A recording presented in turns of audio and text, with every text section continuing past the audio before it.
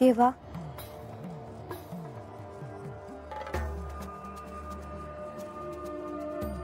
बानू, मी तुला सारं काही सांगेन, पण आता तुला जो प्रश्न पडला आहे तोच प्रश्न आख्यान ऐकणाऱ्या अनेकांना देखील पडलाच आहे। असंही आख्यानाला सुरुवात करायची आहे, तेव्हा तुला जे काही विचारायचं आहे ते तू आख्यानातच विचारावं असं मला वाटतं। पण तसं विचारलं तर चालेल वय? तेच योग्य ठरेल। आता आपल्याला आख्यानाला जायला हवं। देवा, तुम्ही माझ्या संग येणार आहे सा राज्यसभेत? नाही बानू, मी नंतर येईन, तू हो पुढे।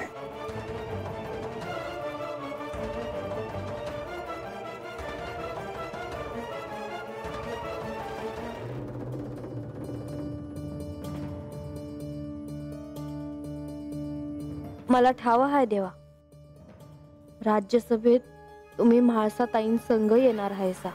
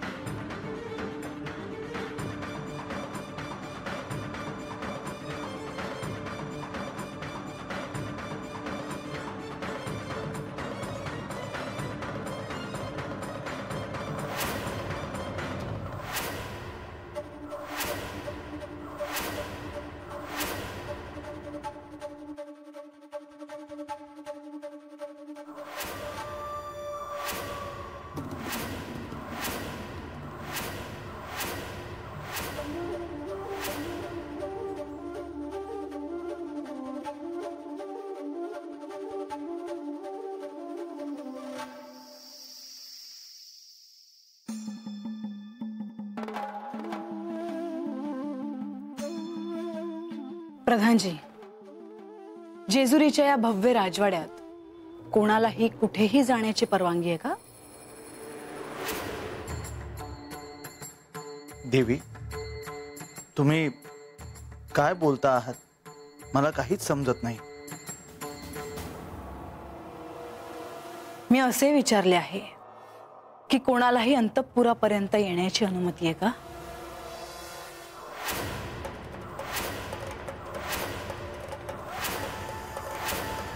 प्रधानजी, तुम्ही काही बोलत का नाही? मी बोललं तर चालेल का म्हाळसा ताई? मी तुझ्याशी बोलत नाहीये, मी या राज्याच्या प्रधानांना विचारते आहे की गडाबाहेरील इतर लोकांसाठी त्यांनी काय नियोजन केले आहे।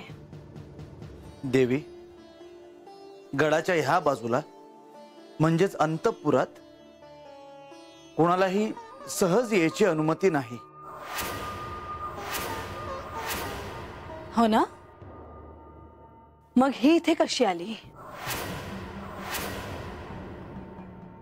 देवी, तुम्ही पाहिलंच, मी आता तुमच्या समक्ष तुमच्या बरोबरच इथे आलो आहे, त्यामुळे बाणाई इथे कशी आली मला ठाऊक नाही।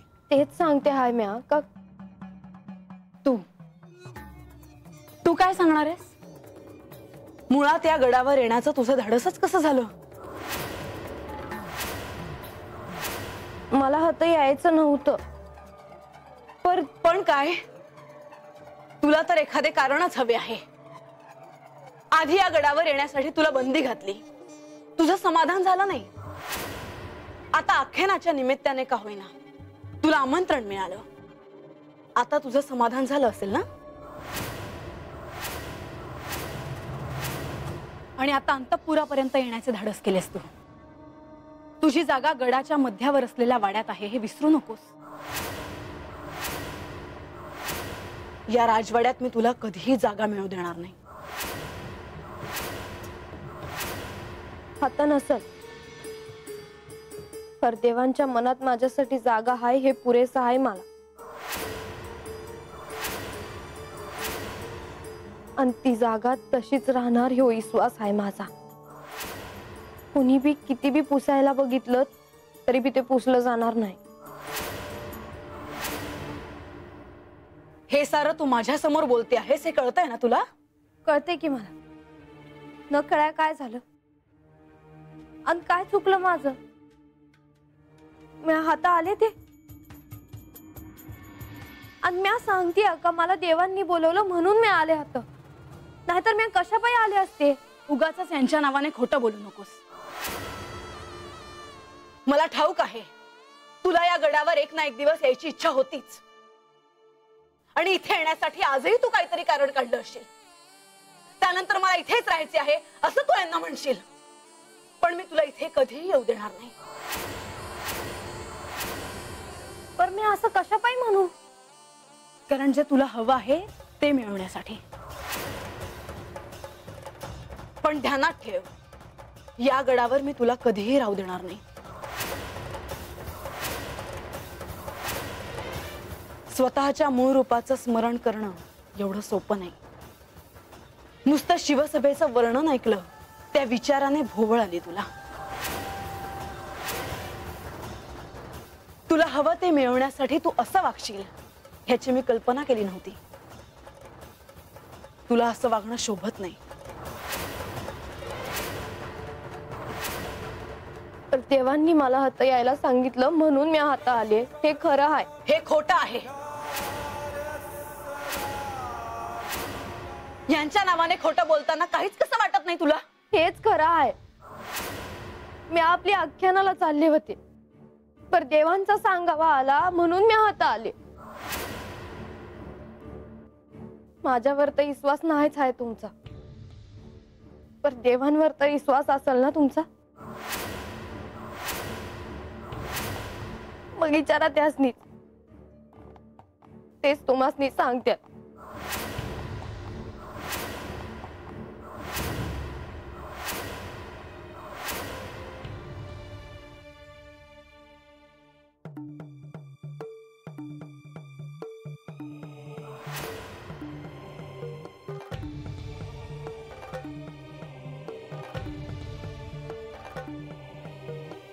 थांब बाणाई.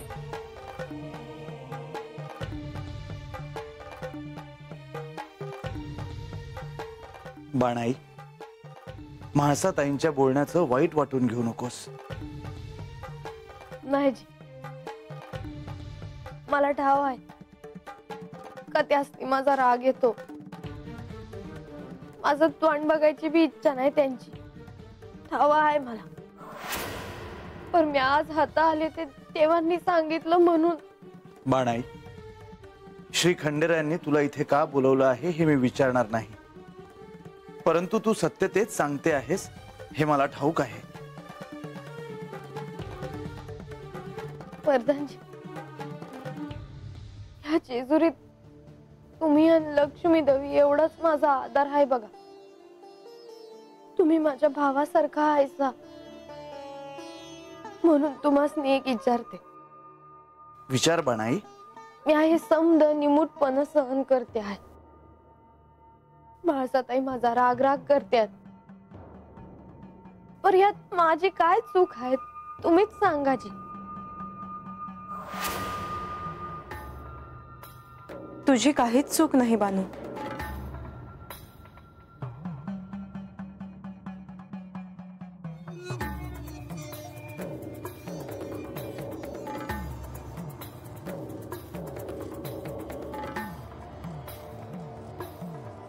तुझा श्री खंडेरायांशी विवाह झाला आहे. तू त्यांची पत्नी आहेस, परंतु म्हाळसा देवी त्यांच्या पहिल्या पत्नी आहेत. त्यामुळेच त्या तुझा रागराग करतात. ह्यात ना तुझा काही दोष ना म्हाळसा देवींचा, परंतु परिस्थितीच अशी आहे की आपण काहीच बोलू शकणार नाही. मला ठावा आहे, पण म्याच हे समज का सहन करावं सांगा की. आणि देवांसंग माझं पहिलं लगीन झालं असतं आणि दुसरं लगीन म्हाळसाताईंचं झालं असतं तर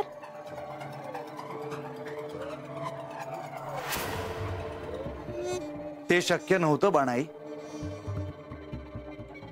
तुझा श्री खंडेरायांशी दुसरा विवाह होणार हे विधी लिखित होतं, हे ध्यानात ठेव. तुम्हा दोघींना आणि श्री खंडेरायांना आता या साऱ्याचा त्रास होतो आहे हे देखील परमनियतीनेच लिहून ठेवलं आहे. बाणाई, आज मी तुला एक गोष्ट सांगतो, ती ध्यानात ठेव. ज्या दिवशी तुला किंवा श्री म्हाळसा देवींना त्यांच्या मूळ रूपाचे स्मरण होईल, त्या दिवशी त्या तुझा मोकळ्या मनानं स्वीकार करतील.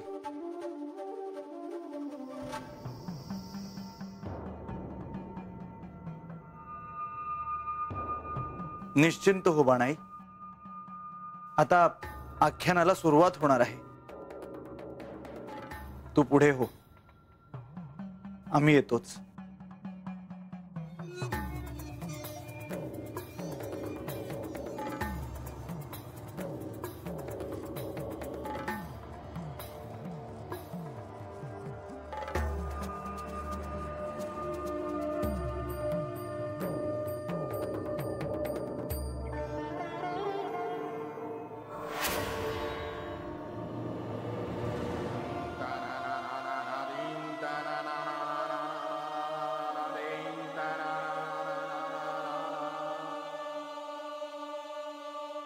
हा काय प्रकार आहे?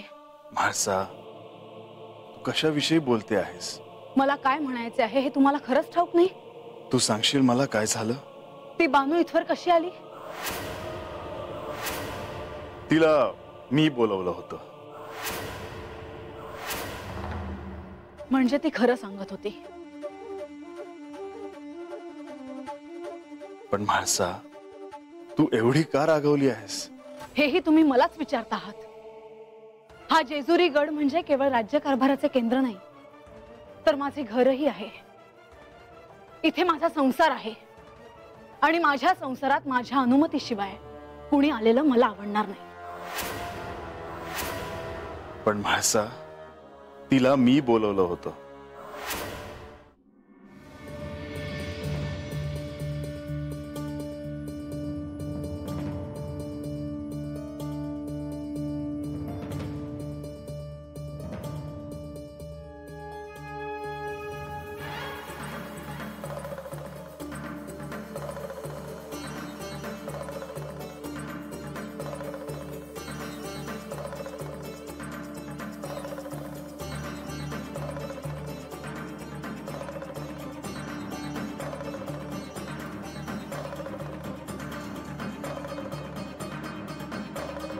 बानू, तुझ्या डोळ्यात पाणी? काय झालं?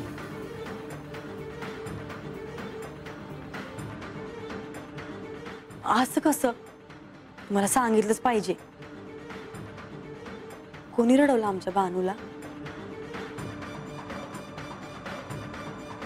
अगं देवांनी मला गडावर बोलवलं म्हणून मी आ गेले, पण म्हाळसाताईच ते नाही आवडलं.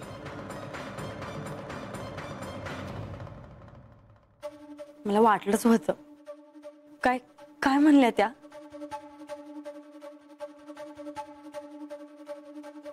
अगं मग तू सांगायचं ना देवासनी त्या काय म्हणल्या ते. म्हणजे मला कंटाळा आलाय ग ह्या सगळ्या भांडणाचा.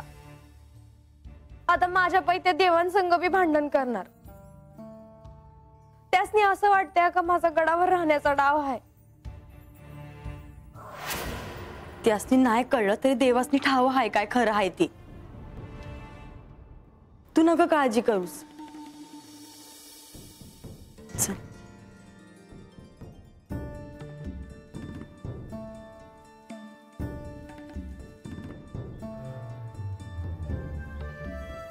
ते महत्वाचं नाही, मातेच्या रागामुळे त्याला खूप सहन करावा लागला आहे.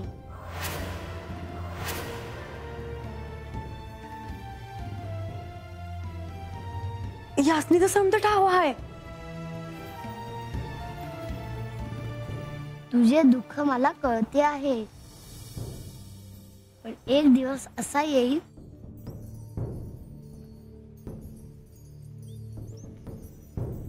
सांगा जी. एक दिवस माता तुला प्रेमाने जवळ घेईल.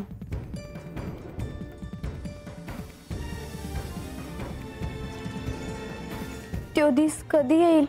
मातेला आणि तुला जेव्हा कळेल की तुम्ही कोण आहात ते.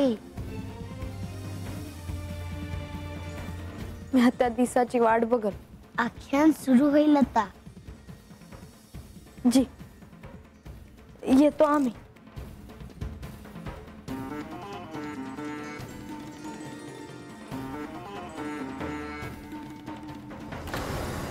हा जेजुरी गड म्हणजे केवळ राज्यकारभाराचे केंद्र नाही, तर माझे घरही आहे. इथे माझा संसार आहे आणि माझ्या संसारात माझ्या अनुमतीशिवाय कुणी आलेलं मला आवडणार नाही. पण म्हाळसा, तिला मी बोलवलं होतं. तुम्ही बोलवायला नको होतं, मला ते आवडलं नाही.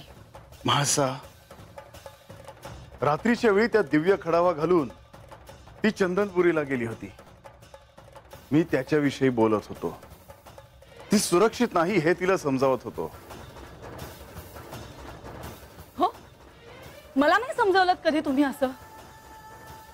मलाही नेवासेला जायचं होतं, मलाही माझ्या आईवडिलांना भेटायचं होतं, मलाही त्यांची आठवण येते, पण तुम्ही स्वतःहून जा असं मला कधी म्हटलं नाही. पण तिला मात्र तिथे जाण्यासाठी तुम्ही दिव्य खडावा दिलात आणि तिला समजावत बसलात, तेही इथे. म्हाळसा, शांत हो. एवढं राघव असं काहीच घडलं नाही. ती आली आणि गेली सुद्धा. तिला राहण्यासाठी गडाच्या पायथ्याशी जागा दिली आहे. ती इथे राहायला आली आहे का? मी तिला येऊही देणार नाही. जोपर्यंत मी या गडावर आहे तोपर्यंत मी तिला इथे येऊ देणार नाही. म्हाळसा, ती इथे येणार नाही. ज्या दिवशी तुझी अनुमती असेल तेव्हाच तसे होईल.